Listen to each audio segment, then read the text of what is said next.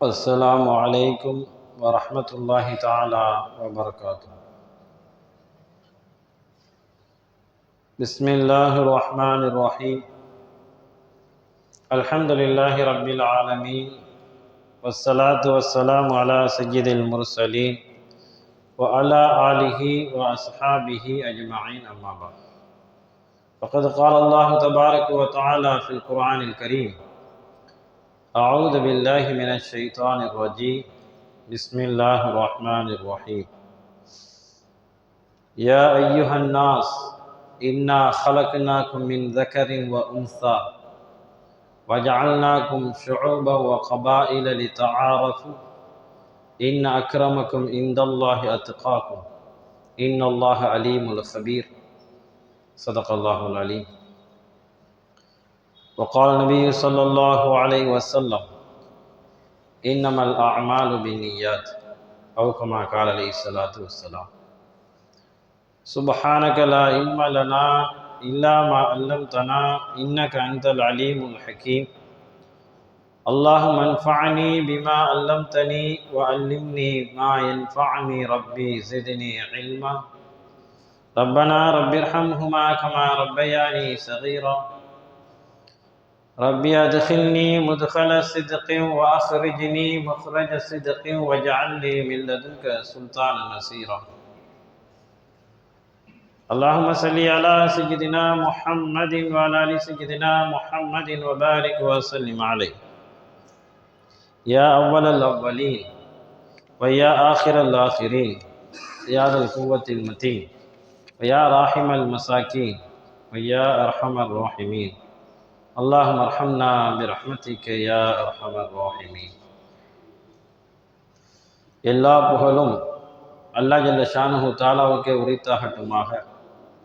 எனது உயிரிலும் மேலான ஹஸ்ரத் ரசூலுல்லாஹி ஸல்லல்லாஹு அலைஹி வஸல்லம் அன்னவர்களின் மீதும் அன்னவர்களின் அடிச்சுவற்றை சற்றும் அடிபரலாமல் பின்பற்றிய உத்தம சத்திய சஹாபாக்கள், தாபீன்கள், தபா தாபீன்கள், நாதாக்கள், சுஹதாக்கள், நல்லோர்கள், உலக முஸ்லிம்கள், குறிப்பாக நம் அனைவரின் மீதும் அல்லாஹுவின் அன்பும் அருளும் என்றென்றும் நின்று நிலவட்டுமாக.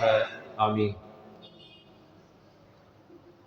கண்ணியத்துக்குரிய அல்லாஹ்வின் நல்லடியார்களே, அல்லாஹ் ஜல்லஷானு தஆலா மனிதனை நாம் எப்படி படைத்திருக்கிறோம் என்ற ரீதியிலே பல வசனங்களை குர்ஆனில் சொல்லியிருந்தாலும் ஒரு வசனத்திலே அல்லாஹ் இப்படி சொல்லி காட்டுகின்றான்: யா அய்யுஹன் நாஸ், ஜனங்களே, இன்னா ஹலக்னாக்கும் மின் தக்கரின் வ உன்சா, ஒரே ஆண் ஒரே பெண்ணிலிருந்து உங்களை நாம் படைத்திருக்கிறோம். உங்களிடத்தில் எந்த விதமான வேற்றுமையும் கிடையாது. உலக மக்கள் யாவருமே ஒரே தாய் தந்தையின் கீழ் வரக்கூடிய வழி தோன்றல்கள் என்று அல்லாஹ் ஜல்லஷானஹு தஆலா இந்த வசனத்திலே குறிப்பிட்டு காட்டுவான். அது மட்டுமல்ல, உங்களுக்கு மத்தியிலே கோத்திரங்களையும் கிளையையும் ஏற்படுத்தியிருப்பது லி தஆரஃபு, ஒருத்தருக்கு ஒருத்தர் அறிமுகமாகிக் கொள்வதற்காக, ஒரு அட்ரஸுக்காக என்று அல்லாஹ் ஜல்லஷானஹு தஆலா இந்த வசனத்திலே சொல்லி காட்டுகிறார். ஆக இந்த உலகத்தில் படைத்திருக்கக்கூடிய அத்தனை நபர்களுமே ஒரே தாய் தந்தையின் கீழ் வரக்கூடிய வழி தோன்றல்கள் தான். இந்த மிக முக்கியமான விஷயம் எல்லாருடைய உள்ளத்திலும் இருக்குமேயானால் ஒற்றுமை என்பது இலகுவாக நமக்கு கிடைத்துவிடும். இந்த வார ஜும்மாவிலே சமூக ஒற்றுமை என்ற தலைப்பின் கீழ் நாம் சிந்திக்க இருக்கிறோம். சமூக ஒற்றுமை, பொதுவாகவே ஒற்றுமை என்று வரும் பொழுது சாதாரண வீடுகளிலிருந்து, தெருக்களிலிருந்து, மொஹல்லாவிலிருந்து, உலக நாடுகளுக்கு மத்தியிலே ஒற்றுமை என்ற வார்த்தை என்பது உப்பிற்கு கூட இல்லாமல் போய்விட்டது. நாம் எப்படிப்பட்ட சமுதாயத்தில் வாழ்ந்து கொண்டிருக்கிறோம் என்று சொன்னால், புத்த மதத்தையும் ஜைன மதத்தையும் குழி தோண்டி புதைத்து விட்டு, அதே போன்று இந்த உலகத்தில் இருக்கக்கூடிய யூதர்களாக இருக்கக்கூடிய மக்களை எல்லாம் அழித்து ஒழித்து விட்டு அந்த யூதர்கள் சில நபர்களை வைத்து, சில கூட்டத்தாரை வைத்து இஸ்லாத்தையும் ஒழிக்க வேண்டும், இஸ்லாமியர்களையும் ஒழிக்க வேண்டும் என்ற ரீதியிலே களம் இறங்கி இருக்கக்கூடிய மிகப்பெரிய ஒரு கூட்டத்துக்கு மத்தியிலே இந்த உலகத்திலே நாம் வாழ்ந்து கொண்டிருக்கிறோம். அல்லாஹ் ஜல்லஷானு தஆலா இந்த உலகத்தில் எவ்வளவுதான் இஸ்லாத்தையும் இஸ்லாமியர்களையும் அழிக்க நாடினாலும் கூட அந்த இஸ்லாத்தை காப்பதும் இஸ்லாமியர்களை மேலோங்க செய்வதும் அல்லாஹ் அவன் தன்னகத்தை வைத்திருக்கிறான். கியாமத்து நெருங்கக்கூடிய நேரத்தில் தான் இஸ்லாமியர்களுக்கு எதிராக என்ன செய்வார்கள்? மிகப்பெரிய படை திரளும். அப்பொழுதுதான் இஸ்லாமியர்கள் வீழ்ச்சி அடைவார்கள். அதுவரைக்கும் இஸ்லாமும் சரி இஸ்லாமியரும் சரி சோதனைகளுக்கு ஏற்பட்டு சோதனைகளுக்கு உள்ளாக்கப்பட்டு அவர்கள் முன்னேறி செல்வார்களே தவிர பின்னோக்கி வீழ மாட்டார்கள்.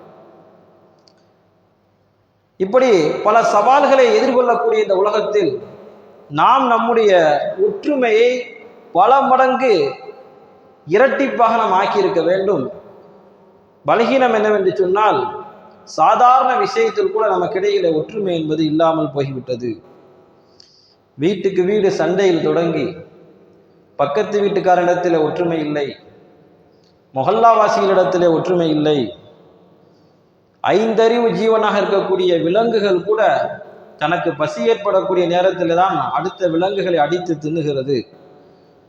தன்னுடைய இனத்தை அது கொள்வது கிடையாது.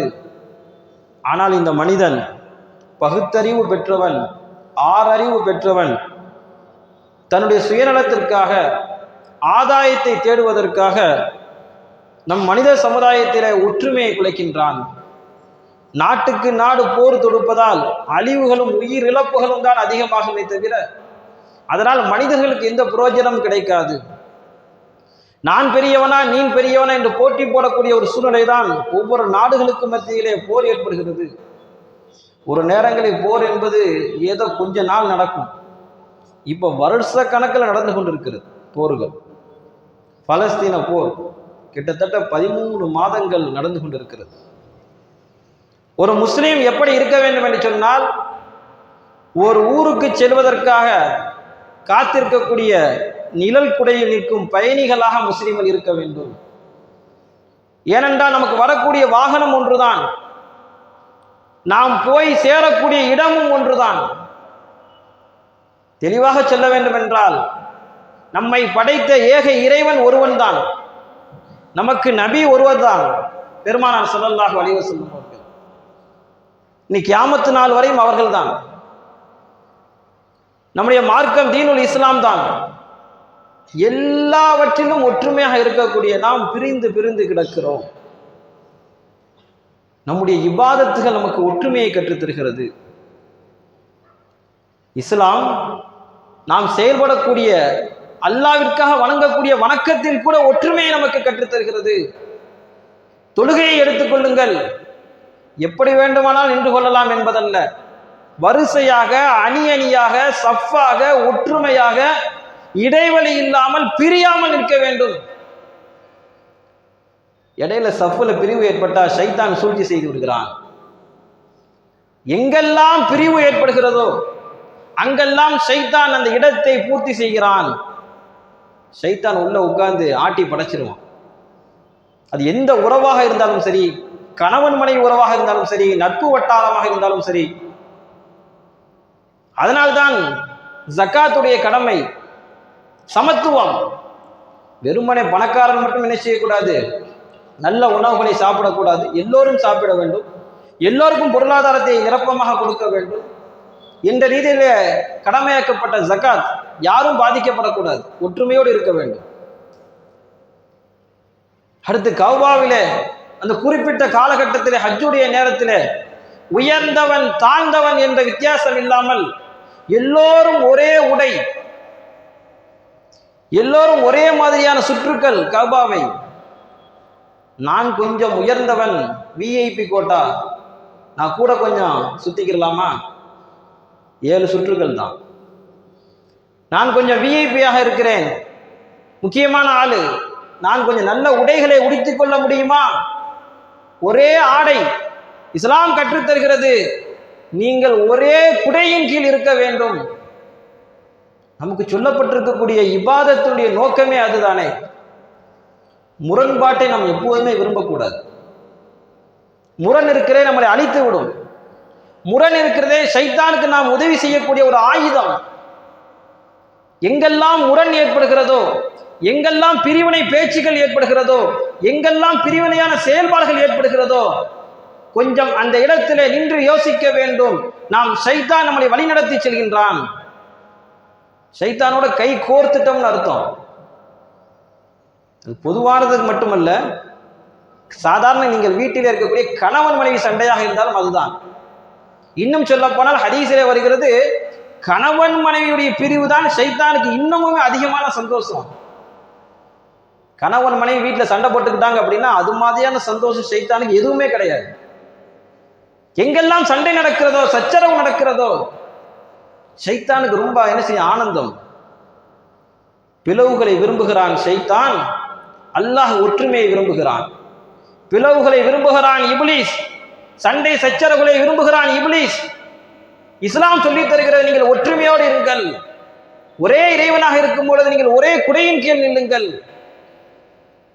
ஏக இறைவனை ஏற்றுக்கொண்ட நாம் ஒற்றுமையோடு செயல்பட வேண்டும் என்பது அல்லாஹ்வுடைய உத்தரவு. அதனால்தான் பெருமானார் ஸல்லல்லாஹு அலைஹி வஸல்லம் அவர்களை பின்பற்றிய 1,24,000 சஹாபா பெருமக்கள். கொஞ்சம் நாம் யோசிப்போம், நமது ஊர்ல எத்தனை பேர் நம்ம இருப்போம்? பெருமானார் ஸல்லல்லாஹு அலைஹி வஸல்லம் அவர்களை பின்பற்றி தோழர்களாக ஆனவர்கள் சஹாபாக்கள் 1,24,000 நபர்கள். அவர்களுக்கு மத்தியிலே பிரிவினை இருந்திருந்தால் இந்த மார்க்கம் எவ்வளவு சின்ன பின்னமாக சிதறி இருக்கும். எத்தனை போர்களை கண்டார்கள், எத்தனை மசூராக்கள் நடந்தது. சாதாரண ஒரு விஷயத்திற்கு ஆலோசனை என்ற பெயரிலே பல பிரிவுகளாக நாம் என்ன செய்த பிரிந்து கிடக்கிறோம். என்னுடைய ஆலோசனை தான் முக்கியம், நான் சொல்றதை தான் கேட்கணும். இப்படியெல்லாம் சஹாபாக்கள் நினைத்திருந்தால் இந்த மார்க்கம் எப்படி தரிகட்டு போயிருக்கும். இன்னைக்கு நம்முடைய வாழ்க்கை தரிகட்டு ஓடுவதற்கான காரணமே அதுதான். எங்கே போகுது, எப்படி போகுதுன்னே தெரியல. பெருமானார் ஸல்லல்லாஹு அலைஹி வஸல்லம் அவர்கள் தங்களுடைய தோழர்களை அப்படி பக்குவப்படுத்தி என்ன செய்தார்கள், எடுத்தார்கள். பெருமானார் ஸல்லல்லாஹு அலைஹி வஸல்லமுடைய தோழர்கள், குறிப்பாக சில சஹாபாக்கள் சொல்வார்கள் ஒற்றுமைகளை பற்றி. இப்னு மஸ்ஊத் ரலியல்லாஹு தஆலா அன்ஹு அவர்கள் சொல்வார்கள், மக்களே தலைமைக்கு கட்டுப்படுங்கள், கூட்டமைப்போடு இணைந்திருங்கள், ஜமாத்தோடு இணைந்திருங்கள். இவை இரண்டும் பேணும்படி அல்லாஹ் உங்களுக்கு கட்டளையிட்டு இருக்கின்றான். சொல்லிட்டு இப்னு மஸ்ஊத் ரலியல்லாஹு தஆலா அன்ஹு சொல்லுவாங்க, நீங்கள் ஜமாத்தோடு இணைந்திருக்கும் பொழுது ஏதாவது ஒரு விஷயம் வெறுப்பது நீங்கள் தனியாக பிரிந்து விரும்பக்கூடிய விஷயத்தை விட சிறந்தது என்று இப்னு மஸ்ஊத் ரலியல்லாஹு தஆலா அன்ஹு சொல்லுவார்கள். ஜமாத்தோடு இருக்கும்போது சில விஷயங்கள் நமக்கு பிடிக்காது, வெறுப்பா இருக்கும். அப்படிப்பட்ட ஒரு நிலை தனியா பிரிஞ்சு ஜமாத்தை விட்டு கூட்டமைப்பை விட்டு பிரிந்து நமக்கு விருப்பமான ஒரு விஷயம் இருக்கிறது, அது சிறந்ததல்ல. சில நேரங்கள் பொதுவான வாழ்க்கை, பொதுவான சந்தர்ப்பங்களில சில முடிவுகள் தவறாகவும் என்ன செய்யலாம், ஏற்படலாம். ஆனால் பாதிப்பு ஏற்படாது. பாதிப்பு ஏற்படாது. தனியாக முடிவெடுக்கும் பொழுது அது சரியாக தோன்றலாம், ஆனால் பாதிப்பு என்று வந்துவிட்டால் காப்பாற்றுவதற்கு ஆள் இருக்க மாட்டார்கள். ஆக இப்னு மஸ்ஊத் ரலியல்லாஹு தஆலா அழகாக சொல்லுவார்கள், நீங்கள் தனியா எடுக்கக்கூடிய முடிவை விட ஜமாத்தோடு எடுக்கிற முடிவு தான் சிறந்தது. அதுதான் அதனுடைய கருத்து. ஹஜ்ரத் உமர் ரலியல்லாஹு தஆலா அன்ஹு அவர்கள் சொல்லுவார்கள், எனக்கு பின்னால் நீங்கள் பிரிந்து விடாதீர்கள். பிரிந்தீங்கன்னா என்ன செஞ்சிடும், எல்லாமே போயிடும், ஒரு கட்டமைப்பே போயிடும். உமர் ரலியல்லாஹு தஆலா அன்ஹு எச்சரிப்பார்கள், பிரிந்து விடாதீர்கள். அலி ரலியல்லாஹு தஆலா அன்ஹு அவர்கள் சொல்லுவார்கள், பிரிந்து செயல்படுவது என்பது தீனை மொட்டை அடிப்பதாகும். ஆகையினால நீங்க என்ன செய்யும், ஃபசாதை உண்டு பண்ணக்கூடிய பிரிவினையை நீங்கள் ஏற்படுத்தாதீர்கள். அப்படி நீங்கள் வீண் சர்ச்சைகளை ஏற்படுத்தினால் உங்களை அழித்து விடும் என்பார்கள் ஹஜ்ரத் அலி ரலியல்லாஹு தஆலா அன்ஹு அவர்கள். குர்ஆனும் அதைத்தான் சொல்கிறது, வஅதியுல்லாஹ வ ரசூலா, அல்லாஹ்வுக்கு கட்டுப்படுங்கள், ரசூலுக்கு கட்டுப்படுங்கள். உத்தரவு. வலா தனாஸஉ, நீங்கள் கருத்து வேறுபாடு கொண்டு பிணங்கிக் கொள்ளாதீர்கள். அப்படி நீங்கள் பிரிவினை ஏற்படுத்தி பிணங்கிக் கொள்வீர்களே ஆனால் ஃபதஃப்ஷலு, நீங்கள் கோலையாகி போய்விடுவீர்கள். வதத்ஹப ரீஹுக்கும், உங்களுடைய சக்தி போய்விடும். குர்ஆன் சொல்லுகிறது. ஒற்றுமையை நீங்கள் இழந்தால் நீங்கள் கோலையாகி போய் சக்தியை இழந்து விடுவீர்கள். எவ்வளவு பெரிய உண்மையான வசனம் இது! இன்னைக்கு குடும்பத்திலே, சமுதாயத்திலே, நாடுகளுக்கு மத்தியிலே பிரிவினை நமக்குள்ளே இருப்பதின் காரணமாக கோலையாக போய் நம்முடைய சக்தி போய்விட்டது. அல்லாஹ் சொல்லி காட்டுகின்றான், வஸ்பிரு, நீங்கள் பொறுமையோடு கையாளுங்கள். மிக முக்கியம். கருத்துக்கள், விமர்சனங்கள் நிறைய இருக்கலாம், தவறல்ல. அந்த கருத்து ஆரோக்கியமானதாக இருக்க வேண்டும். அந்த விமர்சனங்கள் ஆரோக்கியமானதாக இருக்க வேண்டும். 1,24,000 சஹாபா பெருமக்கள் தங்களுக்குள் கருத்து வேறுபாடு கொண்டு பிணங்கி இருந்தால் இத்தனை போர்களை அவர்கள் வென்றிருக்க முடியாது. இவ்வளவு தூரம் நம்முடைய கையில இந்த மார்க்கம் வந்து சேர்ந்திருக்காது. சஹாபா பெருமக்கள் பெரும் தியாகத்துக்கு மத்தியில இந்த தீனை எடுத்து சென்றார்கள். பிரிவது இருக்கிறதே அது சாதாரண விஷயம் அல்ல. சில நேரங்களில் சேர்ந்து இருப்பது கசப்பாக தோன்றலாம். அதிலே நிறைய மருத்துவம் இருக்கும், நிறைய மருத்துவம் இருக்கும். பிரிந்திருப்பது இனிப்பாக தோன்றலாம்.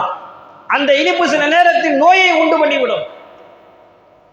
சமுதாயத்தில் நாம் பார்க்கிறோம், நம்முடைய சமூக ஒற்றுமை எந்த அளவுக்கு இருக்கிறது.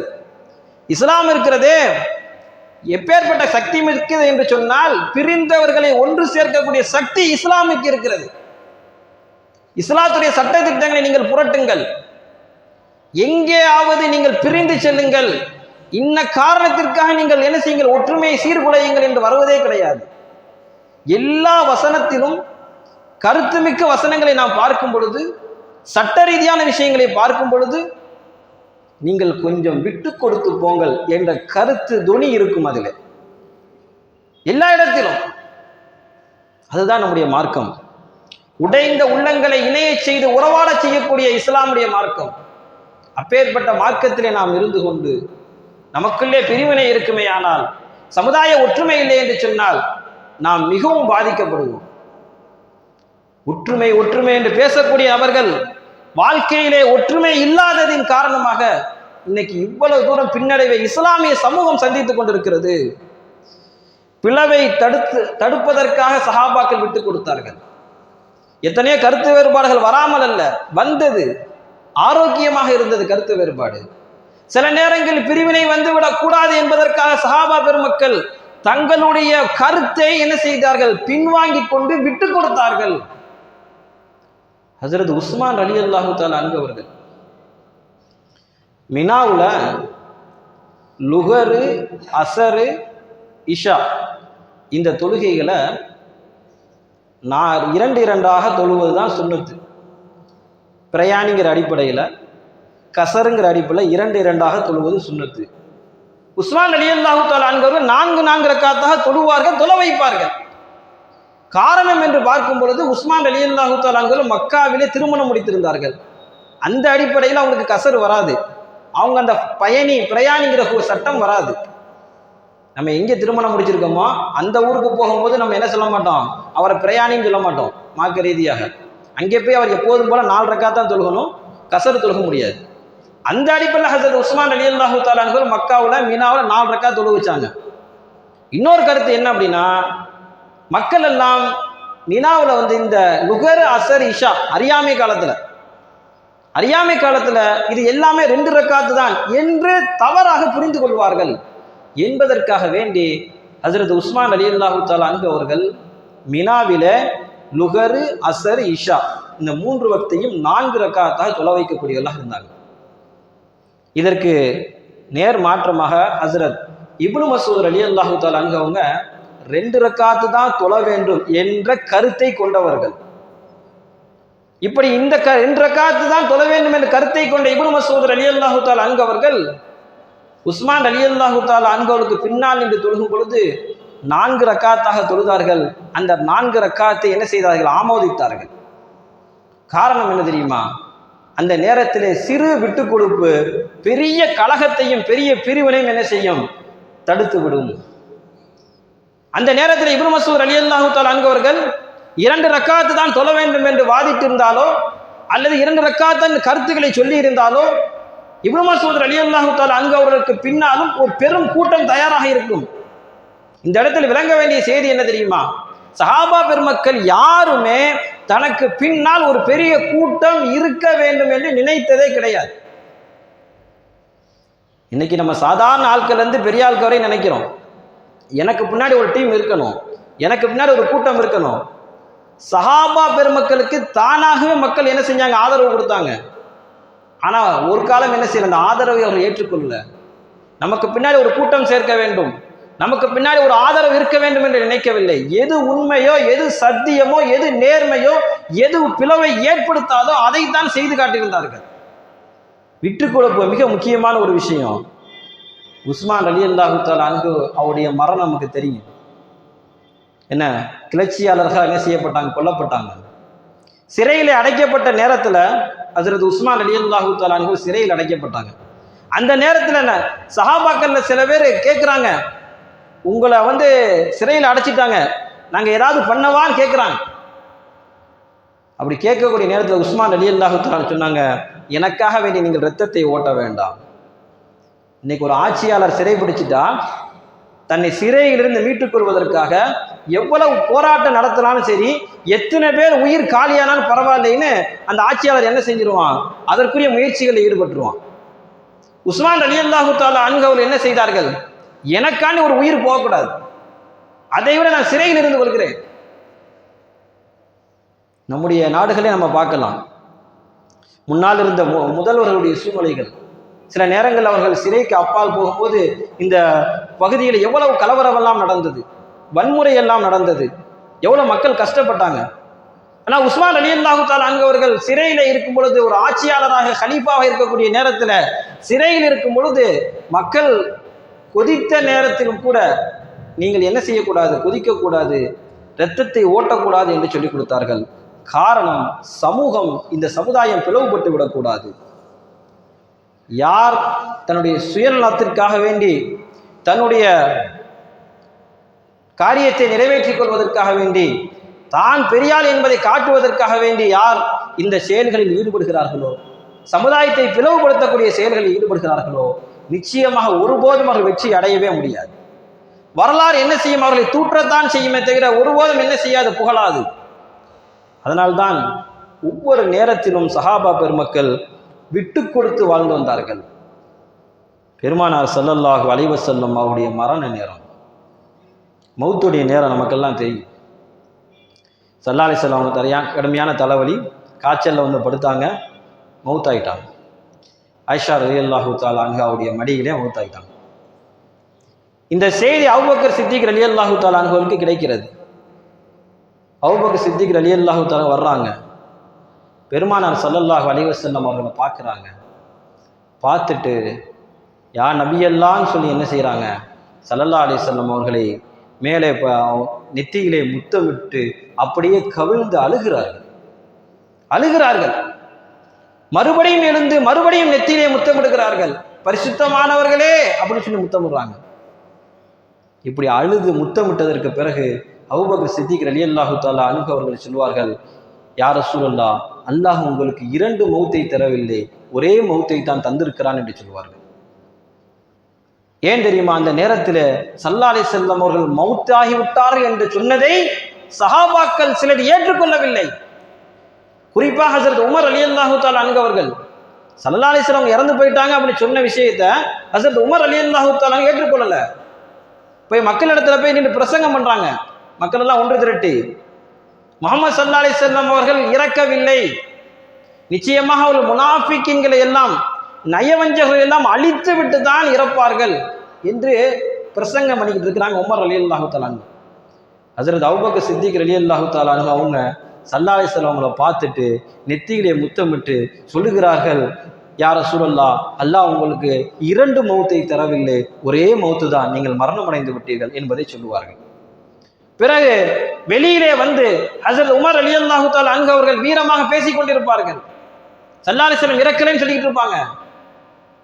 ஒரு கூட்டம் அவங்களுக்கு பின்னாடி இருந்து கொண்டிருக்கும். எவ்வளவு ஒரு சிக்கலான டைம் பாருங்க, எவ்வளவு பெரிய ஒரு குழப்பம் ஏற்படக்கூடிய நேரம். ஸல்லல்லாஹு அலைஹி வஸல்லம் வஃபாத் ஆயிட்டாங்க. வஃபாத்தை ஏத்துக்கிறவே இன்னும் சில சஹாபாக்கள், குறிப்பாக ஹஸரத் உமர் ரலியல்லாஹு தஆலா அன்ஹு அவங்க வாளை வச்சுக்கிட்டு நிக்கிறாங்க. யாராவது ஸல்லல்லாஹு அலைஹி வஸல்லம் மௌத்தாயிட்டாங்கன்னு சொன்னா என்ன செஞ்ச, இந்த வாளால என்ன செஞ்ச போட்டு தள்ளிடுவாங்கிறாங்க. அந்த நேரத்தில் அபூபக்கர் சித்திக் ரலியல்லாஹு தஆலா அன்ஹு அவர் சொன்ன அந்த பிரசங்கம், அந்த வார்த்தைகள் தான் அவர்களை ஒற்றுமையை ஏற்படுத்தியது. அபூபக்கர் சித்திக் ரலியல்லாஹு தஆலா அன்ஹு அவர்கள் வந்தார்கள். உமர் ரலியல்லாஹு தஆலா அன்ஹு அவர்களை பார்த்து சொன்னாங்க, நீங்க உட்காருங்க. உமர் ரலியல்லாஹு தஆலா உட்காரல, மறுபடியும் உட்காருங்கன்னு சொன்னாங்க. கேட்கல, பேசிக்கிட்டே இருந்தாங்க. கடைசி அபூபக்கர் சித்திக் ரலியல்லாஹு தஆலா என்ன செஞ்சாங்க அப்படின்னா, அவங்க பேச ஆரம்பிச்சிட்டாங்க மக்களுக்கு மத்தியில். மக்கள் எல்லாம் உமர் ரலியல்லாஹு தஆலா அவங்கள விட்டுட்டு அபூபக்கர் சித்திக் ரலியல்லாஹு தஆலா அவருடைய பேச்சை கேட்கறதுக்கு வந்துட்டாங்க. இப்போ அபூபக்கர் சித்திக் ரலியல்லாஹு தஆலா பேசுறாங்க. சொல்லக்கூடிய வார்த்தை மிக முக்கியமான வார்த்தை. முக்கியமான நேரத்தில் அந்த ஒரு சில வார்த்தைகள், அந்த வார்த்தைகள் தான் தடுமாற்றத்தையும் பிரிவினையும் என்ன செய்யும், தடுக்கக்கூடியதாக இருக்கும்.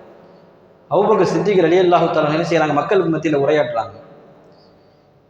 யார் முஹம்மது ஸல்லல்லாஹு அலைஹி வஸல்லம் அவர்களை வணங்கினீர்களோ, முஹம்மது ஸல்லல்லாஹு அலைஹி வஸல்லம் அவர்கள் மௌத்தாகி விட்டார்கள். யார் அல்லாஹ்வை வணங்கினீர்களோ, அல்லாஹ் எப்பொழுதும் மௌத்தே ஆக மாட்டான் என்று சொன்னார்கள். அப்படின்னா புரியுதா? ஸல்லல்லாஹு அலைஹி வஸல்லம் அவங்களும் மனிதர் தான், அவங்களும் மனிதர் தான். அவங்க என்ன செஞ்சாங்க, உடம்பு சரியில்லாமல் இருந்தாங்க, இப்போது வஃபாத் ஆகி விட்டார்கள் அப்படின்னு சொல்லிட்டு அபூபக்கர் சித்திக் ரலியல்லாஹு தஆலா இந்த வசனத்தை ஓதி காட்டுவாங்க. வமா முஹம்மதுன் இல்லா ரசூல் கத் ஹலத் மின் கப்லிஹி ருசுல். முஹம்மது ஸல்லல்லாஹு அலைஹி வஸல்லம் அவங்க ஒரு தூதர் தான், இதற்கு முன்பாக தூதர்கள் வந்திருக்கிறார்கள், அவர்களும் மரணம் அடைந்திருக்கிறார்கள் அப்படிங்கிற இந்த வசனத்தை மக்களுக்கு மத்தியில ஹஸரத் அபூபக்கர் சித்திக் ரலியல்லாஹு தஆலா அன்ஹு ஓதி காட்டுவார்கள். அது வரைக்கும் அப்படி ஒரு வசனம் இறங்குனதே யாருக்கும் தெரியாது. அதுக்கு பிறகு எல்லாருக்கும் தெரியும். இந்த வசனத்தை கேட்டதற்கு பிறகு மக்கள் தெளிவு பெற்று ஸல்லல்லாஹு அலைஹி வஸல்லம் அவர்கள் இறந்து விட்டார்கள் என்பதை ஊர்ஜிதமாக நம்புகிறார்கள். இப்போ எவ்வளவு ஒரு சிக்கலான ஒரு நெருக்கடியான நேரம். அதோடு மட்டும் நிற்கவில்லை, ஸல்லல்லாஹு அலைஹி வஸல்லம் அவர்களை அடக்கம் செய்வதற்கு முன்பாக முதல்ல தலைமையை என்ன செய்யணும், தெரிவு செய்யணும். மிக முக்கியம். இன்னைக்கு நம்ம பார்த்துருப்போம், ஒரு நாட்டில் பிரதமரோ முதலமைச்சரோ இறந்து போயிட்டாங்க அப்படின்னா அந்த ஜனாசா எடுக்கிறதுக்கு முன்னாடியே அமைச்சரவை கூடி யார் முதலமைச்சர் யார் பிரதமங்கிறத முடிவு பண்ணிடுவாங்க.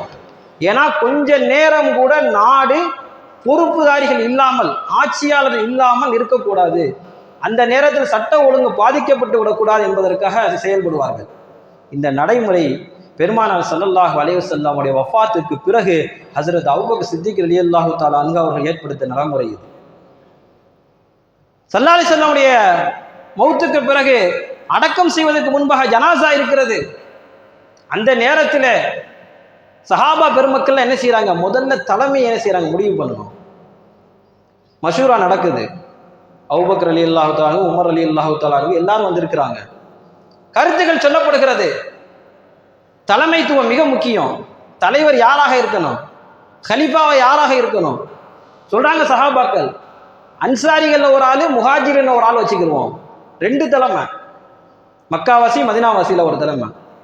அன்சாரிகள் ஒரு ஆளு, முஹாஜிரின் ஒரு ஆளு. அபூபக்கர் உமர் ரலியல்லாஹு தஆலா அன்ஹுமா இதை ஏற்றுக்கொள்ளலை. ஒரு இடத்துக்கு ரெண்டு தலைமை சரியா வராது. தலைமைத்துவம் என்று வரும் பொழுது அது முஹாஜிரின் கையில் தான் ஒப்படைக்கப்பட வேண்டும் என்ற விஷயத்தை ஹஸரத் அபூபக்கர் சித்திக் ரலியல்லாஹு தஆலா அன்ஹு ஆணித்தரமாக சொல்வார்கள். கடைசியாக எல்லோருடைய முடிவின் பிரகாரம் அபூபக்கர் சித்திக் ரலியல்லாஹு தஆலா அன்ஹு அவர்கள் கலீஃபாவாக பொறுப்பேற்பார்கள். இந்த நேரத்தில் குழப்பம் வந்தது. ஸல்லல்லாஹு அலைஹி வஸல்லம் உடைய அந்த மரண நேரத்தில் மிகப்பெரிய குழப்பம் வந்தது. அந்த குழப்பத்தை தீர்ப்பதற்காக ஒரு சில வார்த்தைகளை ஹஸரத் அபூபக்கர் சித்திக் ரலியல்லாஹு தஆலா அன்ஹு பேசினார்கள். அதோடு சஹாபா பெருமக்கள் ஏற்றுக்கொண்டார்கள். காரணம் என்ன தெரியுமா? சமுதாயம் பிரிந்து விடக்கூடாது, அந்த நேரத்தில் நான் தான் தலைவராக வேண்டும் என்று ஒவ்வொருத்தரும் கிளம்பி இருந்தால் இந்த சமுதாயம் எவ்வளவு மோசமான சூழ்நிலைக்கு தள்ளப்பட்டிருக்கும். அதுதான் கட்டுப்பாடு. அப்படித்தான் 1,24,000 சஹாபா பெருமக்களை பெருமானார் ஸல்லல்லாஹு அலைஹி வஸல்லம் வார்த்தெடுத்தார்கள். இன்னைக்கு 500 பேருக்கு நம்ம பதில் சொல்ல முடியல, 50 பேருக்கு பதில் சொல்ல முடியல.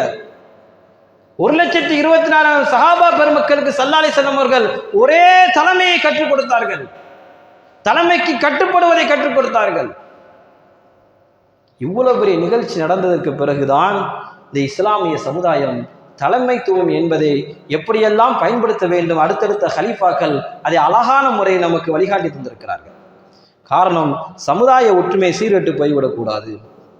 ஆக இன்னைக்கு நம்ம பார்க்குறோம், சமுதாய ஒற்றுமை நம்ம சின்ன சின்ன காரணங்களால பிரிந்து கிடக்கிறோம்.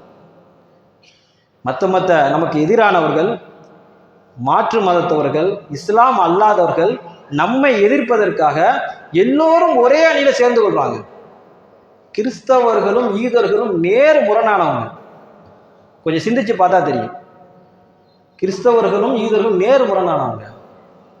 யூதர்கள் கிறிஸ்தவ புனிதமாக மதிக்கக்கூடிய மரியாதை என்ன செய்யாங்க, விபச்சாரின்னு சொல்றாங்க. இந்த கருத்தை கொண்டவர்கள். ஆனால் ஒரு இஸ்லாமிய நாட்டை வீழ்த்த வேண்டும், ஒரு இஸ்லாமியை அழிக்க வேண்டும் என்று வரும் பொழுது யூதர்களும் கிறிஸ்தவர்களும் ஒரே அணியில இருக்கிறார்கள். பாலஸ்தீனத்தை நீங்க எடுத்துக்கிறீங்க. பாலஸ்தீனத்தில் என்ன நடக்குது? அமெரிக்கா நாடு கிறிஸ்தவ நாடு. அமெரிக்காவும் இஸ்ரேலும் என்ன செய்கிறது? ஒரே நம்மளை இஸ்லாமியரை அழித்தொழிக்க வேண்டும். இன்னைக்கு எத்தனையோ நாடுகள், இஸ்லாமிய நாடுகள் இருந்தும் கூட தங்களுக்கு இடையிலே ஒற்றுமை இல்லாததன் காரணமாக எத்தனை உயிர்களை நாம் பலி கொடுத்து கொண்டிருக்கிறோம். 13 மாசமாக ஒரு நாட்டில் போர் நடக்குது. 13 மாசமா சாதாரண ஒரு நாள் 2 நாள் நம்ம கடையடைப்பு ஏதாவது பிரச்சனைனா நம்முடைய வாழ்வாதாரம் எப்படி இருக்கிறது? 13 மாதங்கள் போர் நடக்கிறது. இதிலே பாதிக்கப்பட்டவர்கள் பெண்களும் குழந்தைகளும் அதிகம் என்று ஐநா தெரிவிக்கிறது. 70% பெண்களும் குழந்தைகளும் பாதிக்கப்பட்டிருக்கிறார்கள். இப்ப சமீபத்தில் வந்த செய்தி தான், கிட்டத்தட்ட 45,227 நபர் கொல்லப்பட்டிருக்கிறார்கள். அங்கீகாரமான தகவல். 1,07,573 நபர் படுகாயம் ஏற்பட்டு கைகளையும் கால்களையும் இழந்திருக்கிறார்கள். சமீபத்தில் ஒரு 4 நாளைக்கு முன்னாடி ஒரு வீடியோ பார்த்தேன், நீங்களும் பார்த்துருக்கலாம். உண்மையிலே அதை பார்த்துட்டு கண்ணில் தண்ணி வந்துருச்சு. அவ்வளோ ஒரு மோசமா, ரொம்ப பார்க்கும்போதே அவ்வளோ இதாக இருக்குது. முகமது சயீத் அப்படிங்கிற ஒரு 7 வயது சிறுவன், வலது கை இல்லை, 2 காலும் இல்லை. இஸ்ரேல் தாக்குதல் ஏற்படுத்தப்பட்ட அந்த நேரத்தில் இவர் என்ன செஞ்சிருக்காரு? இவ்வளோ பெரிய படுகாயம். அந்த சின்ன பையன் முகமது சயீத் 7 வயசு. நீங்கள் கூகுளில் போட்டாலும் சரி, யூடியூப்பில் போட்டாலும் சரி வரும். ஒரு வலது கை இல்லை அந்த 7 வயசு பையனுக்கு, 2 காலும் இல்லை. அவனுடைய எதிர்காலம் என்ன செய்வான்? அவனை வீடியோ எடுத்து ஒரு நிருபர் பேட்டி எடுத்து போட்டிருக்கிற அந்த வீடியோ கிளிப் இருக்குது, நீங்கள் அதையமாக பார்த்துருக்கலாம். அதில் அந்த பையன்கிட்ட கேட்குறாங்க, எப்படி இது நடந்துச்சு? அந்த பையன் தெளிவாக சொல்கிறான், இது இஸ்ரேல் தாக்குதல் நடந்துச்சு. அந்த நேரத்தில் என்னுடைய உம்மா அப்பாவுக்கு பக்கத்தில் நான் இருந்து கொஞ்ச நேரத்தை பார்த்தேன், சரியான தடுமாற்றம். என்னை ஹாஸ்பிட்டலில் கொண்டு போய் சேர்த்தாங்க. எனக்கு கால் எந்திரிச்சு நடக்க முடியல, மூவ் பண்ண முடியல. அந்த பையன் சொல்கிறான். இப்போ கேட்குறாங்க, நீ என்னவா ஆகணும்னு விரும்புகிற? நான் ஒரு போலீஸ் ஆகணும்னு விரும்புகிறேன். ஏன் போலீஸாக ஆகணும் நீ? அப்போ தான் எனக்கு இழந்த உரிமையை நான் மீட்டெடுக்க முடியும். சரி, நீ இறைவன்கிட்ட என்ன விரும்புகிற, என்ன கேட்க விரும்புகிற? அந்த குழந்தையை சொல்லுகிறதே, எனக்கு மறுபடியும் கால் வேணும். அந்த காலால் நான் என்ன செய்யணும்? நான் ஃபுட்பால் விளையாடணும். என் வயசு பிள்ளைகளும் நான் விளையாடணும் அப்படின்னு சொல்லுது. கொஞ்சம் சிந்தித்து பாருங்கள். இந்த முஸ்லீம் நாடுகள் ஒற்றுமையோடு சேர்ந்து எதிர்த்திருந்தால் இப்ப நிர்கதியாக ஆளாகி இருக்கும் அந்த குழந்தை வீடியோவை பார்த்துட்டு நம்ம துபாய் இளவரசர் என்ன செய்யறாரு அப்படின்னா, அந்த குழந்தைக்கு செயற்கை உறுப்புகள் பொருத்துவதற்கு நான் பொறுப்பேற்றுக் கொள்கிறேன். இவ்வளவுதாங்க நம்ம செய்யறோம் எல்லாத்துலேயும். அது உள்ளூர் பிரச்சனையா இருந்தாலும் சரி, உலக பிரச்சனையா இருந்தாலும் சரி, ஏதாவது எவனாவது பாதிக்கப்படணும், நம்ம கத்திக்கிட்டே இருக்கணும்.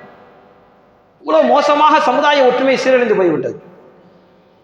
இப்போ இன்னைக்கு எத்தனை நாடுகள் இருக்கிறது? ஒரு சில நாடுகள் மட்டுமே இந்த பலஸ்தீனத்தை பாதிக்கப்பட்ட மக்களுக்காக குரல் கொடுத்து சண்டை போடுது. மற்ற எல்லா நாடுகளுமே எனக்கு என்ன இப்படி ஒரு அறிக்கை, பாதிக்கப்பட்டிருக்காங்க, ஆமாம் பாதிக்கப்பட்டிருக்க, வருத்தம் தெரிவிக்கிறேன்.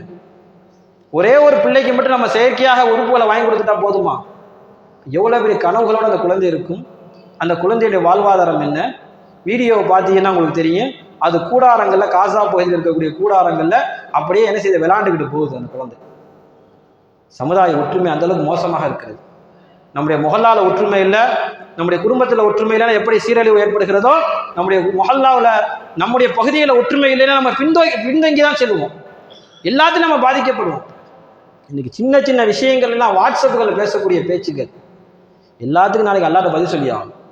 அல்லாஹ் குர்ஆன்ல சொல்றான், வலா தக்ஃபு மா லைஸ லக பிஹி இல்ம். என்னுடைய நண்பர் நேர்ல நல்லா பேசுறாரு, வாட்ஸ்அப்ல என்னை பயங்கரமா திட்டுறாரு, நேர்ல ரொம்ப முகப்பத்தா இருக்கிறார். இந்த வாட்ஸ்அப் எவ்வளவு பெரிய ஒரு மிகப்பெரிய ஒரு பிரிவினை ஏற்படுத்துங்கிறதுக்காக சொல்றேன். நன்மைகள் இருந்தாலும் கூட அதோடைய தீமைகள் ஏராளம். நேரில் பேசும்போது நல்லா பேசக்கூடிய நபர் வாட்ஸ்அப்ல பேசி விடும் போது மிக பயங்கரமா பேசுறாரு. ஆக பொதுவான ஒரு விஷயங்கள், ரகசியங்கள் இதுவெல்லாம் காக்கப்பட வேண்டும். நான் ஒன்றை விளங்கிக் கொள்ள வேண்டும். மார்க்கத்தை எத்தி வைக்கிறதா இருந்தாலும் சரி, மார்க்கப்படி நடக்கிறதுக்கு முயற்சி பண்றதாலும் சரி, நன்மையான முறையில் கையாளணுமே தவிர ஒரு தீமையை செய்து அதை மார்க்கத்துக்கு தோதுவான விஷயமா ஆக்க முடியாது. பெருமானார் ஸல்லல்லாஹு அலைஹி வஸல்லம் அவர்கள் சொல்வார்கள், நாளைக்கு மறுமையில முஃப்லிஸ், எந்த விதமான நன்மையும் இல்லாதவனாக ஒருத்தன் போவான். யாரு தெரியுமா? இந்த உலகத்துல பிறரை கேவலப்படுத்தினவன், பிறரை திட்டுனவன், பிறரை அடிச்சவன், எல்லாத்துக்கும் நாளைக்கு மறுமையில என்ன செய்யப்படும்? பழி வாங்கப்படும். கடைசியில் இவன் நன்மைகள் எல்லாம் கொடுக்கப்பட்டு இவன் ஏழையாகி போவான். ஹதீஸ்ல வந்திருக்கு. குர்ஆனுடைய வசனம் சொல்லும், எது உங்களுக்கு சரியா தெரியலையோ அதை நீங்க சொல்லாதீங்க, தொடராதீங்க. இன்ன ஸம்அ வல் பஸர வல் ஃபுஆத குல் உலாயிக கான அன்ஹு மஸ்ஊலா. செவிப்புலன்கள், பார்வைகள், உங்களுடைய உள்ளத்தில் சிந்திக்கக்கூடியவை அத்தனையும் நாளைக்கு கேள்விகளுக்கு கேட்கப்படும். அவதூறுக்கு மருந்தே கிடையாது. அவதூறுகள் அள்ளி தெளித்து விடலாம், அவதூறுகளுக்கு மருந்தே கிடையாது. இதையெல்லாம் சிந்திக்கக்கூடிய மோசமான காலகட்டத்தில் நாம் இருந்து கொண்டிருக்கிறோம். ஆக ஒற்றுமையின் கயிற்றை நாம் பலமாக பிடிக்க வேண்டும். அதிலே தான் இந்த சமுதாயத்தில் வெற்றி இருக்கிறது.